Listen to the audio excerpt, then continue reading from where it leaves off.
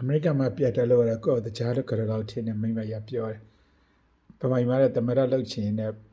ဘိုလမှုတ်တယ်မယ်ဘိုလမှုတ်တယ်မြခက်တယ်မဲ့လို့ဖူးဘိုလမှုတ်တဲ့တော်တိုင်းသာတော်တဲ့လူတမရခံမယ်ဆိုကျွန်တော်ဆရာမမကိုခံဗျာ။တဲ့ကျွန်တော်ဆရာမမဘလောက်တော်လဲဆိုဟိုဘက်ကဖုန်းပြောတဲ့ကောင်မလေးကဟိုဘက်ဖုန်းပြောတာအဖြူမလေးအဖြူမလေးအမှန်အဖြူမလေးကပြောတာမှန်တယ်။မိုဘိုင်းမကုမ္ပဏီပါထားပါတော့နာမည်ကုမ္ပဏီနာမည်တော့ထားပါတော့အဲ့ကောင်လေးပြောတာအကုန်မှန်တယ်။ procedurally in principle မှန်တယ်မှားနေတာ तू အဲ့ဒါကိုသိရမလား तू ကတော့လှည့်ပြောတောင်းလှည့်ပြောနေဆိုတဲ့အခါကျတော့နောက်ပိုင်းတော့ကောင်မလေးစိတ်ညစ်ပြီးသွားပြီးတော့စိတ်ညစ်သွားပြီးနိုင်ဝက်လောက်ညင်းပြီးတော့ကောင်မလေးစိတ်ညစ်သွားပြီးတော့ तू ခိုင်းတဲ့တိုင်းလှုပ်ပေးရရှာတယ်အဲ့ဒါနဲ့မပြီးသေးဘူး तू နိုင်ဝက်လောက်ညင်းရတာဟုတ်တဲ့ तू stress ဖြစ်ပါတယ်ဆိုလို့ဟိုကောင်မလေး तूကျွန်တော်မမှတ်မိတော့ဗျ90ထဲတော့မနေဘူး100ထက်လည်းမများ100လောက်လည်းမများတဲ့ပတ်စံရည်အတွက်တကူသူပြန်ပြီးတော့ credit ပြန်ပေးရရှာတယ်အဲ့တော့ဘိုးလို့မှုတ်တာတော်တယ်ကျွန်တော်ဆရာမမကိုခန့်မြတမဒသူတမဒဖြစ်မှာပဲကျုပ်လည်းဗမာပြည်ပြန်လာတော့ဗမာပြည်ပြန်လာပြီးလို့လည်းရှင်သိရမလားဂျာဘဝင်ငွေလေးရအောင်လို့ဆိုပြီးတော့ဘယ်မျိုးကဖုန်းကြောင်းဆိုလည်းမသိပါဘူးအဲ့ဖုန်းကြောင်းမှာဖုန်းကြောင်းညောင်မင်းမှာတမီးစုပန်လို့ရှင်နောက်အနာဂတ်ရဲ့ဖျောင်းချက်အောက်ပါအောင်ရောင်လို့အနာဂတ်ရဲ့တမဒမှမွေးပါမယ်ဆိုပြီးတော့ကျုပ်လည်းအဲ့ဒီမှာသိရမလား contract ယူပြီးတော့ငပြောပဲအုံပွဲတော့အလင်းတိုင်းတို့ခေါ်အခုခေတ်တို့ဖျောင်းနဲ့မခေါ်ဘူးဗျအလင်းနိုင်ခေါ်တယ်တို့သိရမလားတို့ရဲ့ဟိုရင်းနေရာလဲရှုပ်သားထားပါတော့လေဘော်ဒိုအလီဘိုးတော်ထားပါတော့လေအဲ့ဒါမျိုးလုပ်ပြီးကျုပ်လဲဂျာဘောက်ဝင်ငွေရှာတော့ဗျာမင်းကျော်ကဘာရှာမလဲဟုတ်လားမင်းကျော်ကတော့ဗျာမင်းကျော်ကသူတမရဖြစ်နေမှာတော့ကျုပ်ကတမရအပေါ်ကနေမှာဗောဗျာ missionary position အောင်မလေးတော့အမှန် missionary position ဆိုပြောမယ်သာပြောတာသိလားဟိုဒူးသိမ့်တာအမှန်အဲ့ကိစ္စမျိုးမှာအောက်ကနေသိမ့်သက်တော့မဟုတ်လေခင်ဗျားတို့ကျွန်တော်ပြောတာအောက်ကနေသက်တာလဲဆိုတာခင်ဗျားတို့ကျွန်တော်ပြောတာခင်ဗျားတို့ကလည်းဗျာအကြနာမကောက်ပါနဲ့အောက်ကနေလဲဆိုတာဒါသူများကိုယ့်ဘောအထက်ရရှိလို့ရှိရင်ကိုကအလောက်သက်တာတယ်လို့ပြောတာပါဗျာခင်ဗျားတို့ကလည်းဘယ်နှရောက်သွားပြီလဲအောက်ကနေလို့ချင်းကောက်မပါဘူးမလို့ကိုတဲ့ကတော့ဟိုတီကောင်ဥစားညောင်မကိစ္စအဲ့တော့ဘာဖြစ်လဲဆိုအဲ့ညောင်မင်းသိရမလားသူ့အဖေနဲ့မရလဲကုသကံစိုးညင်တော့ဟိုကုသကံကောင်းညင်တော့မဟုတ်ပါဘူးကုသကံကောင်းညင်တဲ့အခါကျအဲ့ညောင်မင်းသွားပြီးတော့သမီးစုပန်တယ်ပေါ့ဗျာသမီးစုပန်တဲ့အခါကျတော့အဲ့ညောင်မင်းအောက်မှာနေတဲ့တီကောင်လေးကနေပြီးတော့ဖုတ်ဆိုသေးပြီးတော့သူ့မိပိုက်ထဲဝင်သွားအဲ့ဒါသူဖြစ်လာတာဗျအဲ့တော့တီကောင်ကလေးကဘယ်ကနေလာတယ်လဲလို့ဆိုတဲ့အခါကျတော့အဲ့ဒီအခါကျတော့ဘယ်ကလာလဲဆိုပြောရတာနည်းနည်းကွာကြတယ်နော်နည်းနည်းကွာကြအချိန်နဲ့တအားကွာပါတယ်ဗျဂျားတဲ့ဟာတော့ကျွန်တော်လည်းမပြောတတ်ဘူးဗျာမပြောတတ်တော့လည်းကျွန်တော်လည်းမပြောတော့ပါဘူးမပြောတတ်ဘူးကိုမှမသိရဘူးခုနပြောသလိုနော်ဟိုတီကောင်လေးကတော့ဟုတ်တယ်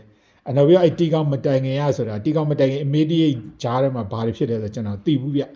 ဟိုရှေ့တုန်းကဖြစ်တာတော့ကျွန်တော်ပြောပြမယ်နော်1950 51ပေါ့ဗျာ51လောက်ဖြစ်သွားပြီတဲ့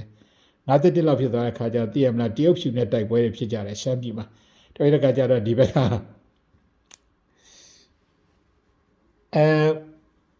ထားပါတော့လေကိုလူခိုက်ဖြစ်မှာဆိုတော့စကားတွေကြော်ပြောပါတော့မယ်အဲ့မှာဘာဖြစ်လဲဆိုတဲ့ခါကျအဲ့မှာတက်ခွဲမှုရဲ့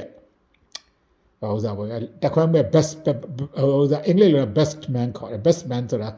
တက်ခွဲမှုရဲ့လောစားပေါ့ဗျာခိုင်းတာကိုရေးရရှိပေါ့ဗျာဘယ်လိုခေါ်မလဲကိုရေးခိုင်းတာလို့ပြရဲပေါ့လေးပေါ့ဗျာအဲ့ဟိုစားကျွန်တော်တို့ဗမာတော့လက်ဖြောက်ခေါ်တယ်ထင်တယ်လက်ဖြောက်ထားပါတော့လက်ဖြောက်ဆိုလက်ဖြောင်းဆိုလားထားပါတော့အဲ့ရဲပေါ့လေးတရားရှိနာမည်ကလမာတဲ့ကလမာဆိုသူ့နာမည်မပေါ့သူတက်ထဲမှာသူအဲ့တက်ခွဲမှာခေါ်တဲ့နာမည်ပါကလမာတဲ့ဆိုအဲ့ကလမကတရက်ကြတော့ဘာဖြစ်လဲဆိုကလမကသူအနာရတက်နာရတဲ့ခါကျတော့သူကကလမအဲ့သူတက်ရှိတဲ့တက်ခွဲ base လောက်ထားတဲ့ရွာသားလေးပေါ့ဗျရွာလေးပေါ့ဗျထားပါတော့ရှမ်းပြည်ရွာလေးကိုပြန်လာ ပြန်လာတဲ့ခါကျအဲ့မှာဟိုရွာမှာ तू ကပြောတယ်ပေါ့လေအဲ့တက်ခွဲမှာပြောတယ်ပေါ့သူအနာရလို့မြို့တက်မယ်ပေါ့မြို့ဆိုလာရှိုးလောက်ထင်ပါရဲ့မင်းမြို့လည်းဖြစ်နိုင်ပါတယ်ထားပါတော့လာရှိုးပြမင်းမြို့ပြအရေးမကြည့်ပါဘူးတိုက်တစ်မြို့ကတက်မယ်ပေါ့တက်မယ်ဆိုတဲ့ကတက်ခွဲဆိုတက်ခွဲဆောင်မျိုးစဉ်းစားကြည့်ပဲအဲ့ခက်တော့လူ100ကျော်ရှိတယ်အိမ်တော်စု100အိမ်တော်စု100ဝန်းအိမ်တော်စုမနေဘူးဗျာအနည်းဆုံး60 80လောက်တော့ရှိမှာပေါ့100မပြည့်တော့မှအဲ့ဒီမှာအဲ့ဒီကနေပြီးအဲ့ရဟိုဒီရဲဘော်မိန်းမတွေကလည်းဈေးဝိုင်းမှာပေါ့လေကလမဟဲဟိုဟာလေးဝယ်ကြပါဒီဟာလေးဝယ်ပါတည်မလားတိန်5ချက်တိန်5ချက်30နဲ့ပဲစဉ်းစားကြည့်ပါဗျာကလမစီမှာပတ်စံကယာနဲ့ချီပြီးတော့အဲ့တို့ဈေးမှာတဲ့ပတ်စံယာနဲ့ချီတယ်နော်ပြီးသူရှေ့တန်းမှာတဲ့မှာ3လ5လ6လ8လဟိုမစားမတော့စုထားတဲ့ပတ်စံလေးကလည်းတော်တော်များများလေးယာနဲ့တော်တော်များများပါတာပေါ့လေအဲ့ငွေရားလေးကရှိနေတယ်အဲ့ဒါနဲ့ကလမကသူ့အမေနဲ့ချစ်တဲ့ညီမလေးတယောက်ရှိတယ်ဗျအဲ့တက်ထရပါပဲစာချင်းရဲ့သမီးအဲ့စာချင်းရဲ့သမီးကိုသူကညီမလေးနဲ့ဆိုအရန်ချစ်တယ်အဲ့စာချင်းရဲ့သမီးလေးပါသူကခေါ်ပြီးတော့အဲ့ဒါမြို့တက်သွားကလမတို့မောင်နှမကိုလေးမြို့တက်လာပြောရလဲမတက်နိုင်မပြောဖြစ်ပြောရတာပေါ့လေအဲ့မှာဟိုကစားဝင်နေရှိဗျခင်ဗျားတို့သိပါတယ်အဲ့ချိန်ကဟိုရှမ်းပြည်မှာကစားဝင်နေရှိတယ်ဘယ်လိုနည်းနဲ့ဖွင့်လိုက်တော့ကျွန်တော်မပြောတော့ပါဘူးအဲ့ချိန်ကရှမ်းပြည်စေအုပ်ချုပ်ရေးဗျစေအုပ်ချုပ်ရေးမှာအကြီးကဲအာဏာပိုင်အဲ့တော့မြောက်ပိုင်းတိုင်းမှုကဘုံချုပ်ကျော်စောလို့နာမည်ရတဲ့ပုဂ္ဂိုလ်ဗျကစားဝိုင်းတွေဘယ်လိုဖွင့်လဲဆိုကျွန်တော်မပြောဘူးနော်ထားပါတော့ကစားဝိုင်းဖွင့်နေပဲရှိကစားဝိုင်းတွေဖွင့်နေပါဗျကစားဝိုင်းမှာပထမတော့ကလမတို့မောင်နှမသူတို့ကိုယ်ပိုင်ပတ်စံလေးနဲ့ဆော့ကြပါတယ်ကစားရင်နဲ့ငွေကုန်တဲ့ကငွေနဲ့လိုက်ပေါ့လေငွေနဲ့လိုက်ဆိုတဲ့အခါကျတော့ကိုယ်ပိုင်ငွေကုန်တဲ့အခါကျတော့ခုနကတော့တက်ကဟိုစားတည်ရမှာဈေးမှာလိုက်တဲ့ပတ်စံလေးတွေအဲ့ပတ်စံလေးတွေပြောင်းတဲ့အခါကလမကြံရမရတော့လက်ထဲကင်ရတဲ့ကာဘင်တနဲ့သူ့ညမလေးကိုအရင်ပြတ်တက်ပြီးတော့သူ့ကိုယ်သူပြတ်တက်ကလေးမလေး17နှစ်လောက်ရှိအောင်မထင်ပါနဲ့ဆက်ထားတော့17နှစ်ပေါ့ဗျာကလေးပေါ့အဲ့နှစ်ယောက်မောင်နှမ2ယောက်ပြန်ပြီးသေပွဲဝင်ကြအောင်ဗျသေပွဲဝင်ကြတဲ့ခါကျတော့ခုနကကျွန်တော်ပြောသလိုဗျအဲ့ဒီမိန်းကလေးကလေးမလေးကဗမာသွားဖြစ်လဲဆိုဂျားထဲမှာဘာဖြစ်လဲဆိုကျွန်တော်လည်းမသိဘူးဗျသူကနှစ်တည်းတော်တော်กว่าတာဟုတ်1950ဝင်းကျင်ဆိုတော့အနှစ်30တတအတိကြကြောဘူးเนาะအဲထားပါတော့နှစ်တည်းတော်တော်กว่าတဲ့အခါကျတော့ဂျားထဲဘာဖြစ်လဲကျွန်တော်မသိဘူးအဲ့ဒီအချိန်ကျတော့1900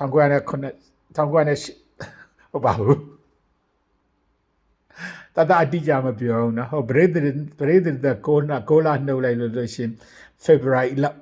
တတအတိကြပြောဘူးเนาะအဲ့မိုက်တီကောင်လေးကဖွက်ခနဲ့သေးသူ့မိပိုက်တဲ့ရောက်တာဗျကလမရောတဲ့ကလမလည်းလိုပဲဂျားတဲ့ဘာဖြစ်လဲကျွန်တော်မသိဘူးဗျဒီလိုပဲ1960နဲ့တတအတိကြပြောဘူးเนาะပရိသေတဲ့နှုတ်လိုက်လို့ရှင် February တတအတိကြပြောဘူးเนาะMarch တတအတိကြပြောဘူးเนาะအဲ့ဒီမှာသူ့မိပိုက်တဲ့ရောက်ပြီးတော့ဟိုးရွာကလေးဗျာရွာမှာတကယ်ဆုပ်ရွာလေးမှာကျော်တကယ်ဆုပ်ပြရွာလေးပါသူ့တဲ့ဆုပ်တဲ့ရွာတော့သူ့လောက်မဆုပ်ဘူးဆိုတော့ရွာကလေးအဲ့ရွာကလေးမှာမိုက်တီမိုက်ကလူမိုက်ကလေးတကောင်နေနဲ့မွေးလာတယ်ဗျကလမကတော့ကလမဘလိုက်မိုက်တယ်မမိုက်တယ်ဆိုတော့မပြောတော့ပါဘူးဗျကျွန်တော်ကြည့်ပါဘူးတတပတိကြမပြောဘူးနော်အဲ့ဒါနဲ့အဲ့ကလမနဲ့သူ့ဆရာမမနဲ့ကလည်း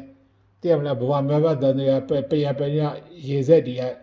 ကြုံချင်းတဲ့အခါကျဗမာသွားကြုံတဲ့အခါကျတော့ဟိုဗမာပြည်တော့မတွေ့ပါဘူးဘယ်တွေ့မလဲဗမာပြည်တော့